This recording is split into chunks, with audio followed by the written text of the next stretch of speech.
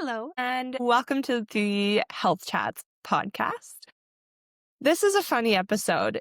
I have recently stumbled upon this trend called raw dogging life. And at first it made me laugh. It made me laugh because, just the term raw dogging life, like who the heck came up with that? And also it kind of inspired me because what people are essentially doing is meditating, and they're meditating for 1 straight hour. They're recording themselves doing it, where they show a timer and they time lapse themselves just sitting on the floor doing absolutely nothing, like no phone, no distractions, just sitting there in silence. And it's funny, first of all, it's good content to be able to watch and consume, but also it is absolutely brilliant because myself, as a mindfulness teacher, a yoga teacher, a health coach, all of the above,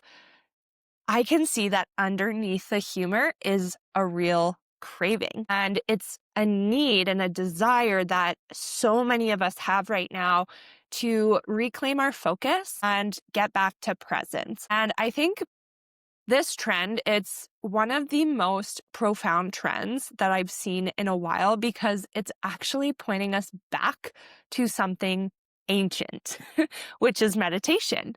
Meditation has been around for over 2,500 years. It started back in India. I am actually not going to go into the yogic kind of philosophies of things today, but I'm going to talk a little bit about science, which is, I think, different for me, but important because I would say there's both, but there's a ton of the woo-woo stuff being spoken about around meditation. There's more than enough of that, but I want to talk about why this trend actually matters. And so in a world where our nervous systems are constantly stimulated, silence feels foreign. And we scroll, we refresh, we multitask. Even when we need rest, we lay down and we're doing all of those things. And often we're just still on. Our brains rarely come down from the stimulus of life because there's just so much of it. And frankly, we're pretty addicted to it. We're addicted to this instant dopamine hit that we can get from our devices, from even beyond our devices, from food. If we're bored, people snack eat. And what's wild is that research has shown that our attention spans are shrinking. And this trend, instead of running from that, people are actually learning to sit in stillness. And they're literally, by raw dogging life, learning to train their brains to do nothing again and be okay being bored. And so that's what meditation does. What meditation does, it rewires your attention. It helps our emotions regulate. It helps strengthen your ability to be present in your body. And what I want to tell you today is you don't need to sit for an hour. That's why this trend is funny, is because society loves to jump to extremes at any given chance. And while yes, you can go out and try to sit for an hour and raw dog life and not be distracted, I want to help you start with just 5 minutes of silence every day and really create something sustainable for you to be able to do, forever, and turn it into your lifestyle going forward. And like I said, I'm going to speak science today, but I also want to share my own experience. Every day for over a year, I have sat down every single morning and I've meditated for 10 minutes, maybe 15 minutes. It's usually silent. I don't have any sort of music going on in the background. Sometimes I'll do a guided one if there's something I'm seeking and wanting to feel more gratitude, for example, or something like that. But most of the time it's just silence, sitting on my bolster on the floor. I just breathe, and then I go and I get on with my day. And I started meditating about 6 years ago when I was in a pretty low place mentally. I was not okay. And I had, prior to that, tried antidepressants. I tried anti-anxiety pills. My mental health was probably the lowest it had ever been. And I didn't want to try those things again because what I had already determined in myself is they just didn't work. They didn't work. They were a band-aid thing that didn't help me get to the root cause, or in this case, the raw, real self inside that was struggling. And so I meditated. I would get to the end of each day. I'd sit down. It would be like 4 o'clock, and I'd sit on my floor and I'd just breathe for 5 minutes. And I knew that by doing that, I would be able to sit with my thoughts, which were pretty scary. They were not happy thoughts like everything's great. No, it was scary thoughts.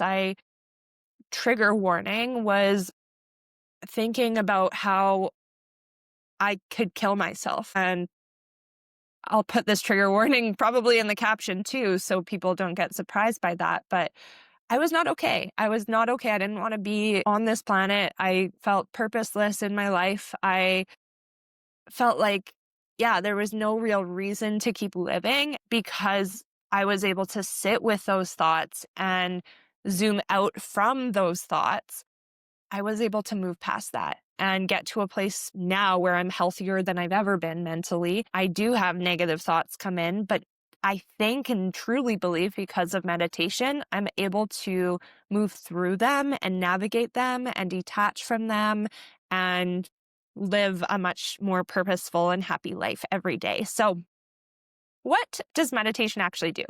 So let's talk about what's happening in your brain when you meditate. And I also want to preface this by saying I'm not a doctor, I'm not a psychologist, I'm not telling you what to do. I just want to educate you so you don't look at meditation as this woo-woo thing anymore. So one of the most cited studies on this is from Johns Hopkins University in 2014. It was led by Dr. Madhav Goyal and his colleagues. And what they did is they looked at over 3,500 participants across 47 different studies. And what they found was mindfulness meditation programs produce significant reductions in anxiety, depression, and pain. It was about as effective, if not more, as antidepressant medication for mild symptoms.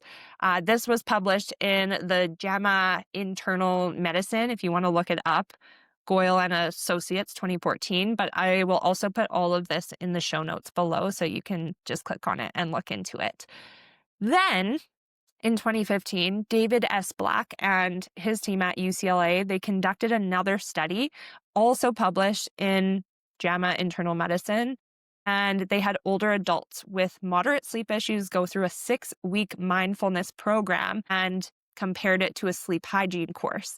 The meditation group had significantly better sleep quality, less insomnia, and lower fatigue.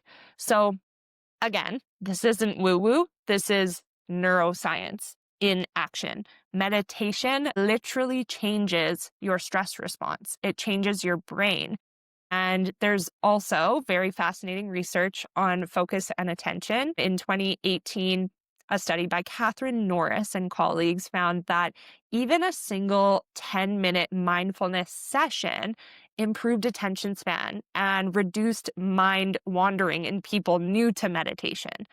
So that's a short one, 10 minutes. And that was published in Mindfulness and Cognition Research and used EEG readings to show measurable improvements in brain activity in just a short session. So if you think 5 minutes won't make a difference, if you're maybe living in that extreme of like, I've got to do this 1 hour, I've got to retrain my brain, it's not true. 5 minutes absolutely can. And those mindfulness sessions that all of these studies have talked about, this is people simply just sitting and being aware of what their thoughts are doing. Or it could be one of my favorite ones is where you grab a pen or you grab an item and you just think about, okay, what does this taste like? It's a funny one, but you look at it and you're like, what does this taste like? And because our body has experienced so many sensory objects, you have an idea of what the plastic on the pen would taste like in your mouth if you were to put it in your mouth. You don't need to. But then it's also like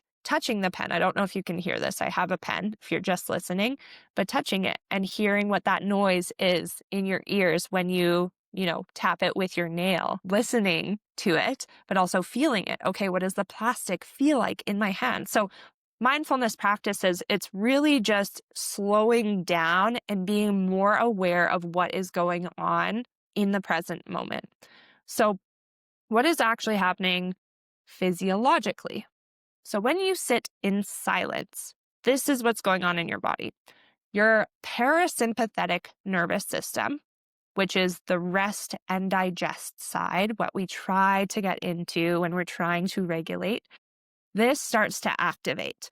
Your heart rate slows, cortisol, the stress hormone, it drops, and your brain shifts into more of a coherent rhythm.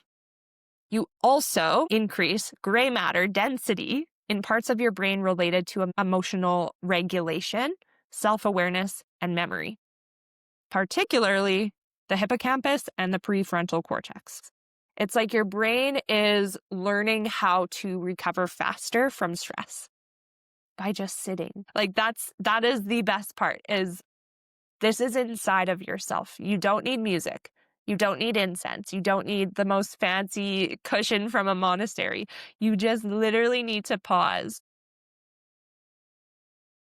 Big pause there. So how can you start?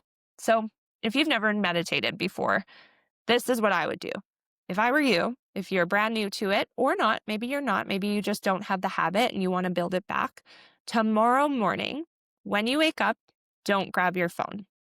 I know that this isn't an accurate statistic, but probably 90% of people, the first thing they do is they grab their phone and you look at the notifications. You're turning your brain on, you're activating it. You're like, okay, dopamine, dopamine, dopamine. So instead of that, don't grab your phone, sit up, close your eyes. Key is sit up so you don't fall back asleep. So whether it's on your floor or in your bed, close your eyes and just breathe for 5 minutes. Set a timer. There is somewhere that you can set a timer, even better if it's not on a tech device, but set a timer for 5 minutes and just breathe. And notice your thoughts, notice your breath, your body, no judgment, no goal, just awareness. And I know that so many people, they'll hear this and they'll be like, I'm not good at that. I'm not good at doing that. I'm not good at meditation. But the thing is, you can't get good at something if you don't practice it consistently. So, of course, you're not going to be good at it if this is your first time doing it, if you haven't built the habit of it. Of course, it's going to feel uncomfortable. Of course, your thoughts are probably going to be a little bit scary if you never sit with them.